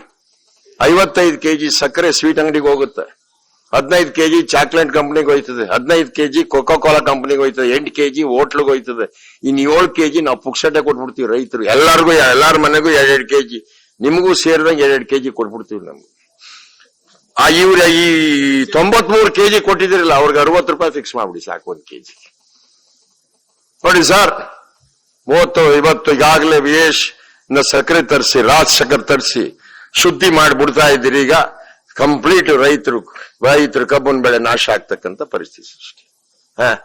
ನೀವ್ ಹೇಳ್ತೀರಿ ತಮ್ಮ ಬಿಜೆಪಿ ಸರ್ಕಾರ ದೇಶ್ ಕಿ ಬಚಾವೋ ವಿದೇಶಿ ಕೋ ಹಟಾವೋ. ಈಗ ನೀವು FDI को हटाना है, जरूर फॉरेन डायरेक्ट इन्वेस्टमेंट को आप विरोध करना है. आपका स्लोगन वैसी है. ಈ ದೇಶವನ್ನ ಕಾಪಾಡಕ್ಕೆ ನಾವು ನನ್ನ ದೇಶ ಮುಖ್ಯ ಹೊರತು ವಿದೇಶಿ ಬಗ್ಗೆ ಅಂತ ಹೇಳಿ ಬಿಜೆಪಿ ಪಾರ್ಟಿಯವರಿಂದ ಹಿಡಿದು ತಮ್ಮ ಸರ್ಕಾರದಲ್ಲಿ ಘೋಷಣೆ ಮಾಡಿದ್ರಿ. FDI ಅನ್ನ ಒದ್ದೋಡಿಸ್ಬೇಕು ತಾವು. ದಯವಿಟ್ಟು 10 ಲಕ್ಷ ಉದ್ಯೋಗ ಬೆಂಗಳೂರು ಒಂದರಲ್ಲೇ ನಾಶ ಆಗೋಯ್ತು. ಆದ್ರಿಂದ 1-2 ವಿಷಯ ಅಲ್ಲ ಸರ್, 25 ವಿಷಯ ಇದೆ. ನಿಮ್ಗೆ ಎಷ್ಟು ಸಾಧ್ಯವೋ ಏನ್ ಮಾಡ್ತಿರೋ ಗೊತ್ತಿಲ್ಲ. 5,600 ಪಂಚಾಯತಿ, 175 ಪಟ್ಟಣ ಪಂಚಾಯತ್ಗೆ ನೀವು ದಯವಿಟ್ಟು 5,600 ಕೋಟಿಯನ್ನು ಕೊಡಬೇಕು. 5,600 ಕೋಟಿ ನೀವು 1 ಲಕ್ಷಕ್ಕಿಂತ ಹೆಚ್ಚು ಬಡ್ಜೆಟ್, ಅದು ಯಾವ ರೀತಿ ಗೊತ್ತಲ್ಲ. ನಾನಂತೂ 1.5 ಲಕ್ಷ ಕೋಟಿ ಸಂಗ್ರಹಣೆ ಆದ್ರೆ ಬಹಳ ಒಳ್ಳೆ ಬಡ್ಜೆಟ್ ಕೊಡ್ಬೋದು ಅಂತ. ಹಣ ಸಂಗ್ರಹಣೆ ಮಾಡೋದ್ರಲ್ಲಿ ಯಾವ ತರ ಇದೆಯೋ ಗೊತ್ತಿಲ್ಲ. ಈ ದೇಶದಲ್ಲಿ ವಿಶೇಷವಾಗಿ ಟ್ಯಾಕ್ಸ್ ಕದಿಯೋರ್ನ ಒಳಕ್ ಹಾಕ್ತೀನಿ ಅನ್ನೋ ಕಾನೂನು ಮಾಡಿದ್ದೇನೆ. ನೀವು ಟ್ಯಾಕ್ಸ್ ಕದಿಯೋರ್ನ ಕದ್ರೆ 1.5 ಲಕ್ಷ ಕೋಟಿ ಹಣ ಸಂಗ್ರಹಣೆ ಮಾಡಿದ್ರೆ ಕರ್ನಾಟಕದಲ್ಲಿ ಸಂಪೂರ್ಣ ಗುಣಾತ್ಮಕವಾದ ನಾವು ಕೊಟ್ಟಂತ ಸಲಹೆಗಳು, ಹೇಳಿಕೆಗಳು, ಸುಮಾರು ಬದಲಾವಣೆಗಳನ್ನ ಮಾಡ್ತಕ್ಕಂಥ ಕೆಲಸ ಆಯ್ತದೆ. ತಾವು ದಯವಿಟ್ಟು ಆಲೋಚನೆ ಮಾಡಬೇಕು. ಆಮೇಲೆ ಭೂಮಿ ಸರ್, ಯಾವ ಮಾನದಂಡದ ಮೇಲೆ ಭೂಮಿ ನೀ ಬೆಲೆ ನಿಗದಿ ಮಾಡ್ತೀವಿ ಸರ್? ನನಗೆ 400 ವರ್ಷ ನನ್ನ ಭೂಮಿಯಲ್ಲಿ ನನ್ನ ವಂಶ ಬದುಕಿದೆ. ಶ್ರೀಕೃಷ್ಣ ಪರಮಾತ್ಮ ಕೊಡ್ತಲ್ಲ ಅಕ್ಷಯ ಪಾತ್ರ, ಆ ಅಕ್ಷಯ ಪಾತ್ರೆಯಲ್ಲಿ ನಾನು 400 ವರ್ಷ ಬದುಕಿದ್ದೀನಿ. ನೀವು ಅಭಿವೃದ್ಧಿಗೋಸ್ಕರ ಪುಟಣೆಯ ನಿನ್ನ 1 ಎಕರೆ ಕೊಡು ಅಂತ ಹೇಳಿ ತಗಂದಿ ಸಬ್ ರಿಜಿಸ್ಟ್ರಾರ್ 3 ಪಟ್ಟು ಹಣವನ್ನ ಕೊಟ್ಟಿ ನೀವು ಲ್ಯಾಂಡ್ ಅಕ್ವಿಷನ್ ಅಂತ ಹೇಳಿ 4161 ಹೇಳಿ ಒಂಥರ ಅಕ್ವಿಷನ್ ಅಂದ್ರೆ ನನ್ಗೇನ್ ಅನ್ನಿಸ್ತದೆ, ನಾವು ಭೂಮಿನ ನಮ್ ತಾಯಿ ಅಂತ ಕರಿತೀವಿ. ಅಕ್ವಿಷನ್ ಅಂದ್ರೆ ರೇಪ್ ಅಂತ ಕಾಣಿಸ್ತದೆ.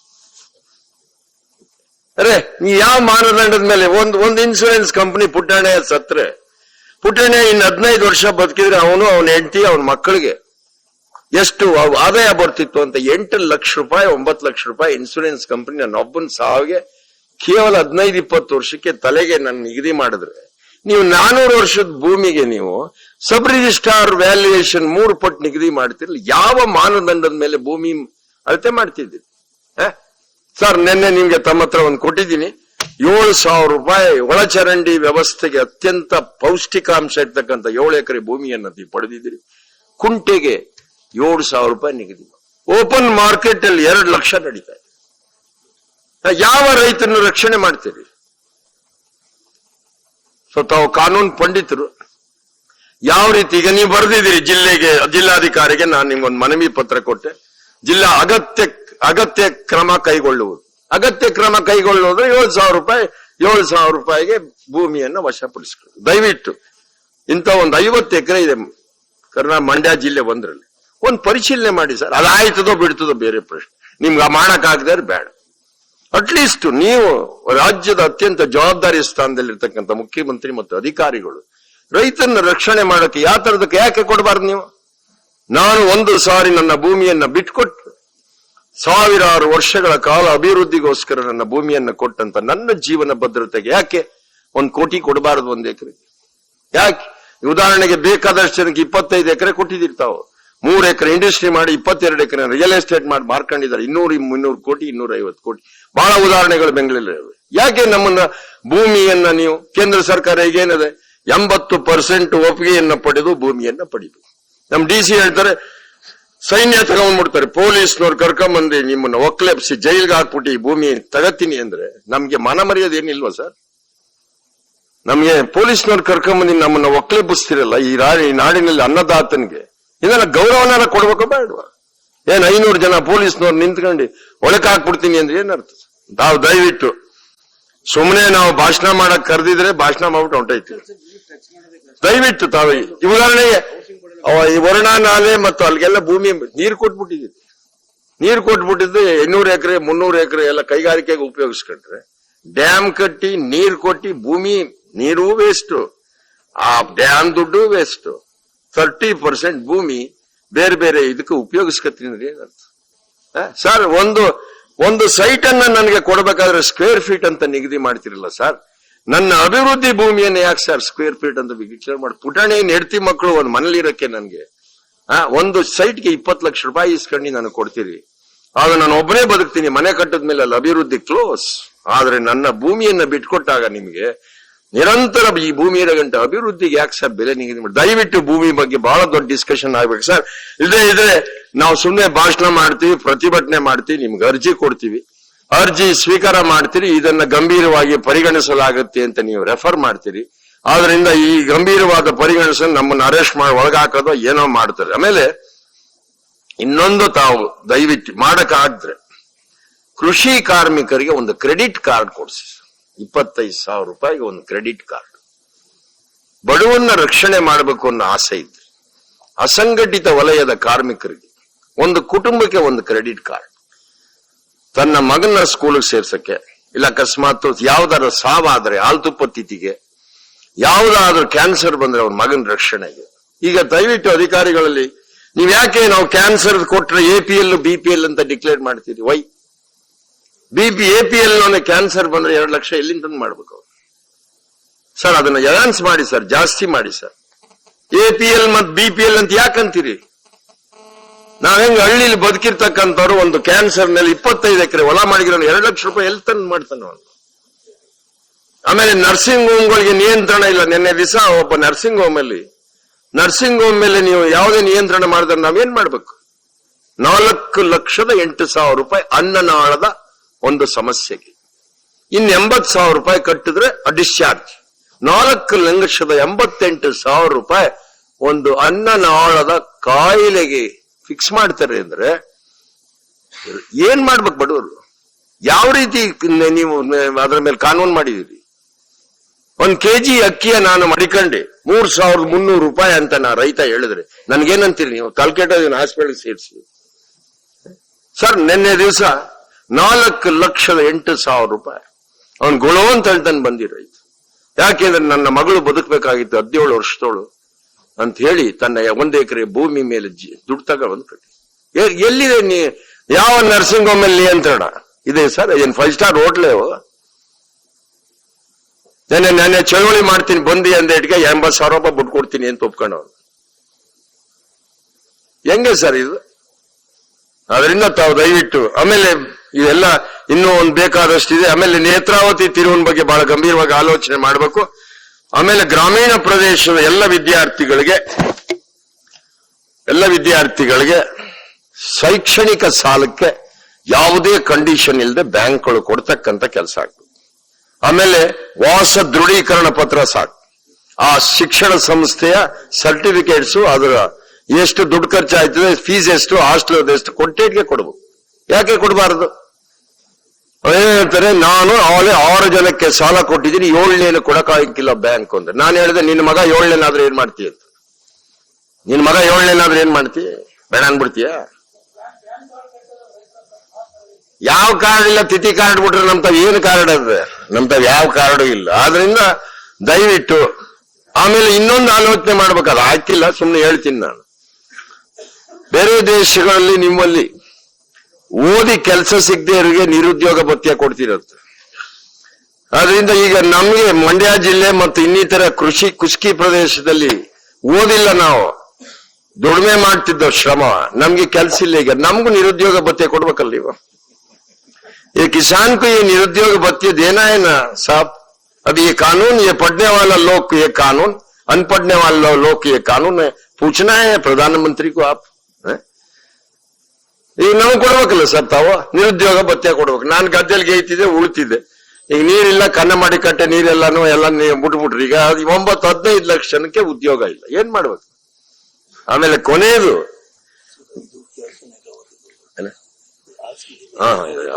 ಕೊನೆಯದು ಪುಟಣೆಯ XMLA ಕರೆಕ್ಟ್ ಆಗಿ 30ನೇ ತಾರೀಕೆ ನನಗೆ ಪೆನ್ಷನ್ ಕರೆಕ್ಟ್ ಆಗಿ ಬರುತ್ತೆ. ಏನ್ ಸರ್, 30ನೇ ತಾರೀಕು ನಾನು 29,000 ರೂಪಾಯಿ ಪೆನ್ಷನ್ ತಗೋತೀನಿ.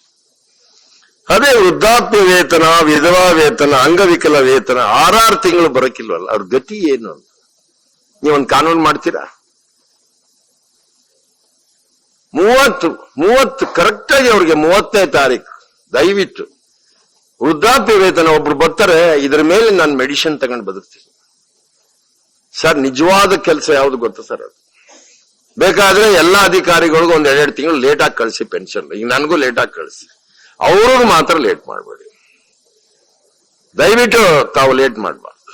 ಅದ್ರ ಬಗ್ಗೆ ಬಹಳ ಯು ಟೇಕ್ ಸೀರಿಯಸ್ ಆಕ್ಷನ್. ಅದ್ರ ಮೇಲೆ ಅದನ್ನ ತಪಾಸಣೆ ಮಾಡೋದ್ರಲ್ಲಿ ಫೇಲ್ಯೂರ್ ಆಗಿದೆ ಸ್ವಲ್ಪ. ಅದು BPL ಕಾರ್ಡು ಇಡೀ ಸಮಸ್ಯೆ ಇರೋದೆ. BPL ಕಾರ್ಡು ಮತ್ತು ವೃದ್ಧಾಪ್ಯ ವೇತನ ಎಲ್ಲಾ ತಾಲೂಕ್ ಕಚೇರಿಗಳು, ಆಮೇಲೆ ನಿಮ್ ಎಲ್ಲಾ ರೆವಿನ್ಯೂ ಅಧಿಕಾರಿಗಳಿದಾರಲ್ಲ 90% ಅವರೇ ನಮ್ಗೆ ಉಗ್ರಗಾಮಿಗಳು, ಟೆರರಿಸ್ಟ್. ಇನ್ಯಾರಿಲ್ಲ ನಮ್ಗೆ ರೈತರಿಗೆ. ರೆವಿನ್ಯೂ ಇಲಾಖೆಯವರೇ ಟೆರರಿಸ್ಟ್. ನಮ್ಮನ್ನ ಕರ್ಕೊಂಡೋಗಿ ಅವನು ಚಾಪೀಸ್ ತಿಂತ ಕುಂತಿರ್ತಾನೆ, ನಾವು ನೀರ್ ಕುಡಿತಾ ಕುಂತಿರ್ತೀವಿ. ಅವನು ಚಾಪೀಸ್ ಊಟ ಕೊಡ್ಸ್ರೆ ಅಲ್ಲೊಂದು ಅರ್ಜಿ ಸೈನ್ ಹಾಕೊಡ್ತಾನೆ. ನಮ್ ಗತಿ ಹೆಂಗಾಗದೆ ಅಂದ್ರೆ ಅವರೇ ನಮ್ಗೆ ದೊಡ್ಡ ಸಾಹೇಬ್ರು. ನಿಮ್ ಬೇಕಾದ್ರೆ ಮಾತಾಡಬಹುದು, ಅವ್ರ ಮಾತಾಡಂಗಿಲ್ಲ ನಾವು. ಆಮೇಲೆ ಒಂದನ್ನ ನೀವು ಆಲೋಚನೆ ಮಾಡಿ, ಗುಲಾಮ್ಗಿರಿ ಆಡಳಿತಕ್ಕೆ. ಆಮೇಲೆ ಎಲ್ಲಾ ಕಚೇರಿಲೂ ರೈತರನ್ನ ನಿಲ್ಸಿ ಮಾತಾಡಿಸ್ಬಾರ್ದು. ಯಾಕೆ ತಹಸೀಲ್ದಾರ್ ಕುಂತಿರ್ತಾರೆ, ನಾವೆಲ್ಲ ನಿಂತಿರ್ಬೇಕು. ಎಲ್ಲದ ಕಾನೂನು ದಯವಿಟ್ಟು ಎಲ್ಲಾ ಕಚೇರಿಗಳಲ್ಲಿ ಚೇರ್ ಹಾಕ್ಸ್ಬೇಕು. ಅಕಸ್ಮಾತ್ ಒಳಗ್ ಬರದೇ ಇರೋ ಹೊರಗಡೆ ಬೆಂಚ್ಗಳ ಹಾಕ್ಸಿ ರೈತರನ್ನ ಕುಣಿಸ್ಬೇಕು. ಕೂಲಿ ಮಾಡೋರು ರೈತರನ್ನ ಕುಣಿಸಿ ಕಳಿಸ್ಬೇಕು. ತಹಸೀಲ್ದಾರ್ ನಮ್ಮ ಮನೆಗೆ ಬಂದ್ರೆ ಬನ್ನಿ ಸಾಹೇಬ್ರಿ ಅಂತ ಕುಣಿಸ್ತೀವಿ, ಅವರ ಮನೆಗೆ ಹೋದ್ರೆ ನಮ್ಮನ್ನ ಬನ್ನಿ ಅನ್ನ ಕೊಡೋ ಸಾಹೇಬ್ರಿ ಅಂತ ಯಾಕೆ ಕುಣಿಸಿಕಿಲ್ಲ? ದಯವಿಟ್ಟು ಇದನ್ನ ಯಾಕೆ ಅಂದ್ರೆ ಆಡಳಿತ ಸುಧಾರಣೆ ತಾವು ಮಾಡಬೇಕಾಗಿದೆ.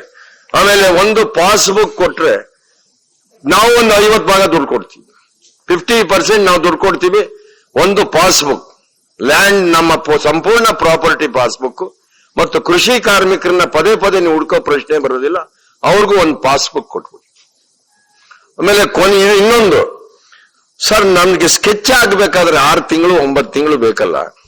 ಆಮೇಲೆ ಒಂದು ಸರ್ವೆ ನಂಬರ್ನಲ್ಲಿ ಒಂದು ಸರ್ವೆ ನಂಬರ್ಗೆ 900 ರೂಪಾಯಿ ಕಟ್ಟಿ ಅಂತ ಹೇಳ್ತೀರಲ್ಲ, ಎಲ್ಲಿಂದ ತಂದು ಕಟ್ಬೇಕು ದುಡ್ಡು? ಸರ್ ನೀವು ಖಾಸಗಿ ಸರ್ವೇಯರ್ನ ನೀವು ಅಪಾಯಿಂಟ್ ಮಾಡ್ಕೊಂಡಿದ್ದೀರಿ.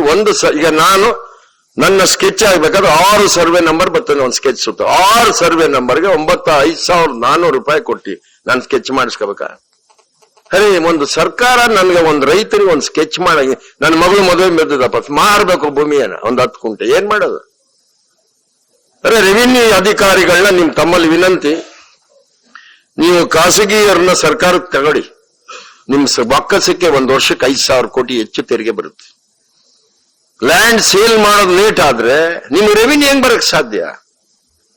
ಸರ್ ನೀವು ಅವ್ರನ್ನ ಅಪಾಯಿಂಟ್ ಮಾಡ್ಕೊಂಡು ನಾನು ಲೆಕ್ಕ ಹಾಕ್ದೆ ಒಂದ್ಸರಿ, ಅವ್ರ 25 ಕೋಟಿ ಜಾಸ್ತಿ ನಿಮ್ ಬರ್ಡನ್ ಆಗ್ತದೆ.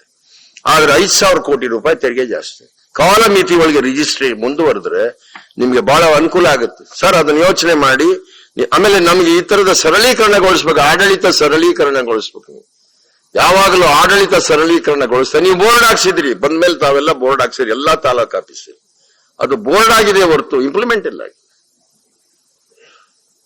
ಅದರಿಂದ ತಾವು ಇಷ್ಟೆಲ್ಲ ವಿಷಯಗಳನ್ನ ಬಹಳ ಅರ್ಥಪೂರ್ಣವಾಗಿ ಚರ್ಚೆ ನಡೆದಿದೆ.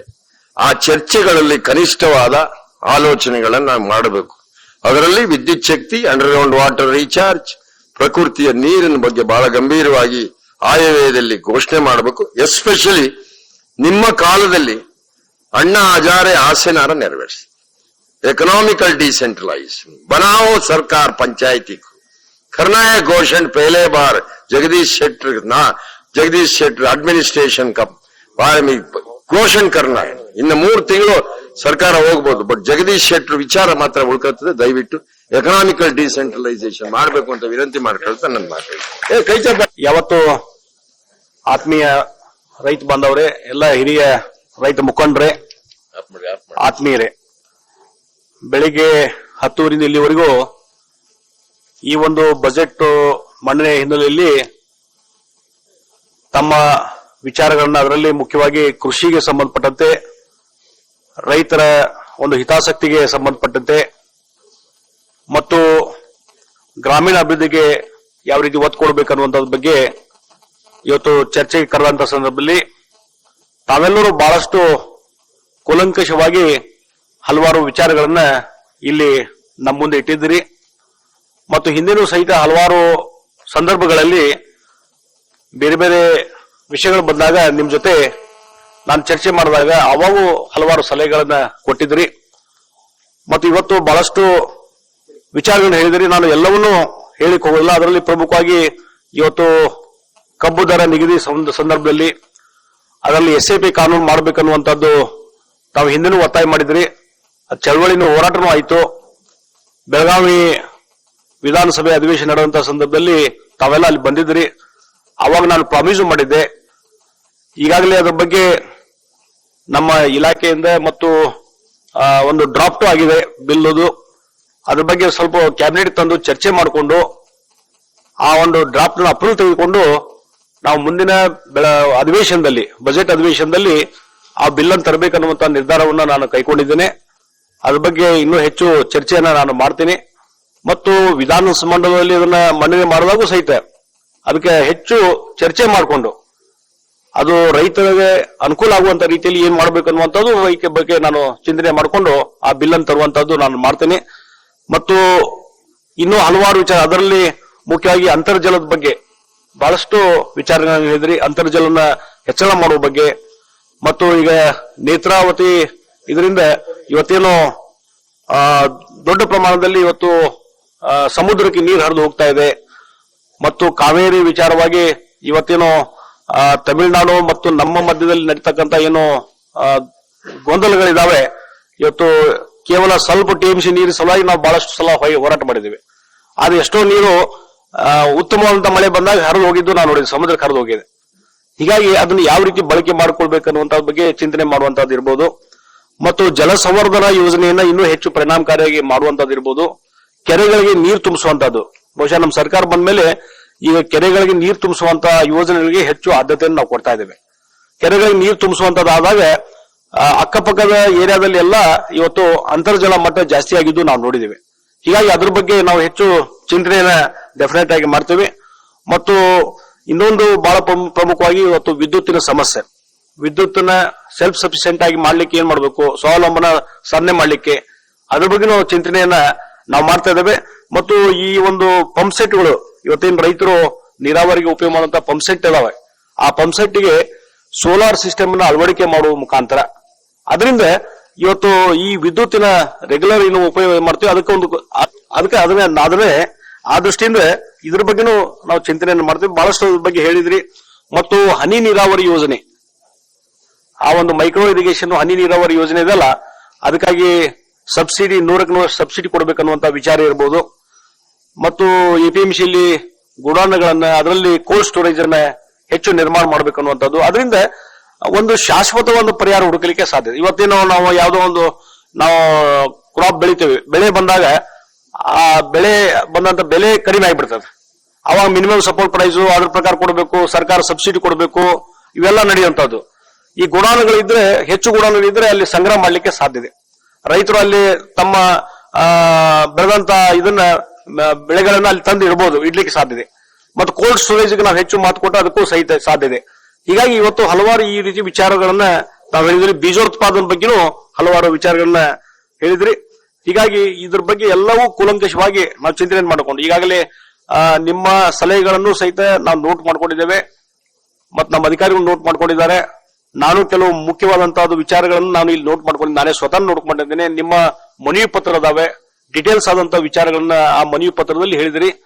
ಒಂದು ಈಗ ಕೆಲವು ಹಿರಿಯರು ಎಕ್ಸ್ಪ್ರೆಸ್ ಮಾಡಿದಾಗ ಇದು ಪ್ರತಿ ವರ್ಷ ನಡೆಯುವಂತಹದ್ದು, ಇದು ನಾವು ಹೇಳ್ತೀವಿ, ನೀವು ಕೇಳ್ತೀರಿ, ಅವು ಅನುಷ್ಠಾನ ಆಗುವುದಿಲ್ಲ ಅನ್ನುವಂಥದ್ದು ನಾನು ಒಂದು ಹೇಳ್ತೀನಿ. ನಾನು ವಿಷಯಕ್ಕೆ ನಾನು ಸಂಬಂಧಪಟ್ಟಂತೆ ನಾನು ಹಿಂದೆ ರೆವಿನ್ಯೂ ಮಿನಿಸ್ಟರ್ ಆಗಿ ಕೆಲಸ ಮಾಡಿದ್ದೇನೆ ಮತ್ತು ಗ್ರಾಮೀಣಾಭಿವೃದ್ಧಿ ಸಚಿವನಾಗಿ ಕೆಲಸ ಮಾಡಿದ್ದೇನೆ, ಲೀಡರ್ ಆಫ್ ಅಪೋಸಿಷನ್ ಆಗಿ ಕೆಲಸ ಮಾಡಿದ್ದೇನೆ. ನನ್ನ ಗಮನಕ್ಕೆ ಯಾವ ವಿಷಯ ಬಂದಿರ್ತವೆ ಅದನ್ನು ಪ್ರಾಮಾಣಿಕವಾಗಿ ಅನುಷ್ಠಾನ ಮಾಡುವಂತ ಪ್ರಯತ್ನ ನಾನು ಯಾವಾಗಲೂ ಮಾಡ್ಕೊಂಡ್ ಬಂದಿದ್ದೀನಿ. ಹೀಗಾಗಿ ಇವತ್ತು ರಾಜ್ಯದ ಮುಖ್ಯಮಂತ್ರಿಯಾಗಿ ಹಣಕಾಸು ಇಲಾಖೆ ನಿರ್ವಹಣೆ ಮಾಡುವಂತ ಒಂದು ಅವಕಾಶ ಬಂದಂತ ಸಂದರ್ಭದಲ್ಲಿ ಒಂದು ಕಳಕಳಿ ಇಟ್ಟುಕೊಂಡು ಇವತ್ತೇನು ನಾನು ನಿಮ್ ಜೊತೆ ಚರ್ಚೆ ಮಾಡಿದ್ದೀನಿ. ಸುಮ್ಮನೆ ಯಾವುದೋ ಒಂದು ಕಾಟಾಚಾರಕ್ಕೆ ನಾನು ನಿಮ್ ಜೊತೆ ಚರ್ಚೆ ಮಾಡಿಲ್ಲ. ಇದು ಫಾರ್ಮಾಲಿಟಿ ಮಾಡಬೇಕು, ಅದಕ್ಕೆ ಮಾಡಿ ಮುಗಿಸ್ಬಿಡುವುದು ಅಂತದಲ್ಲ. ಇವತ್ತೇನು ನೀವು ಹಲವಾರು ವಿಚಾರನ ಇಟ್ಟಿದ್ದೀರಿ, ಅವನ್ನ ಗಂಭೀರವಾಗಿ ತೆಗೆದುಕೊಂಡಿದ್ದೀನಿ. ಯಾವುದನ್ನ ತಕ್ಷಣವೇ ಅನುಷ್ಠಾನ ಮಾಡ್ಲಿಕ್ಕೆ ಸಾಧ್ಯತೆ, ಬಜೆಟ್ ನಲ್ಲಿ ಅಳವಡಿಕೆ ಮಾಡ್ಲಿಕ್ಕೆ ಸಾಧ್ಯತೆ. ಯಾಕಂದ್ರೆ ಇವತ್ತು ರೈತರು ಉಳಿದ್ರೆ ದೇಶ ಉಳಿಲಿಕ್ಕೆ ಸಾಧ್ಯತೆ, ಅದು ಬಹಳ ಪ್ರಮುಖವಾದಂತದ್ದು. ಹೀಗಾಗಿ ಅದಕ್ಕೆ ಪೂರಕವಾಗಿ ಇದಕ್ಕೊಂದು ಶಾಶ್ವತ ಪರಿಹಾರ ಹುಡುಕೋ ದಿಕ್ಕಿನಲ್ಲಿ ಏನ್ ಮಾಡಬೇಕು ಅನ್ನುವಂಥ ಬಗ್ಗೆ ಈಗ ಬರಗಾಲ ಬಂದಿದೆ. ಬರಗಾಲಕ್ಕೆ ಒಂದು ಶಾಶ್ವತ ಪರಿಹಾರ ಹುಡುಕ್ಲಿಕ್ಕೆ ಏನ್ ಮಾಡಬೇಕು ಅನ್ನುವಂಥದ್ದು ನಾವು ಚಿಂತನೆ. ಈಗ ಅಂತರ್ಜಲ ಹೆಚ್ಚಳ ಆದ್ರೆ, ಕೆರೆಗಳಲ್ಲಿ ನೀರು ತುಂಬುವಂತಾದ್ರೆ, ನಾನು ಪ್ರಥಮ ಬಾರಿ ಒಂದ್ಸಲ 94 MLA ಆದಾಗ ನನ್ನೊಂದು ಗ್ರಾಮದಲ್ಲಿ ಒಂದು ಆ ಕೆರೆಗೆ ಹೂಳು ತೆಗೆದು ಅದಕ್ಕೆ ಕೆರೆಗೆ ನೀರು ತುಂಬಿಸುವಂತಿತ್ತು. 94 ನಾನು ಬಂದಾಗ ಆ ಒಂದು ಕೆರೆಗೆ ಹೂಳು ತೆಗಿಸಿ ಒಂದು 15-20 ಲಕ್ಷ ಖರ್ಚು ಮಾಡಿ ಹೂಳು ತೆಗಿಸಿ ಇವತ್ತು ಬರಗಾಲದ ಸಂದರ್ಭದಲ್ಲಿ ಇವತ್ತು ನೀರು ಇರುವಂತದ್ದು ನಾನು ನೋಡಿದ್ದೀನಿ.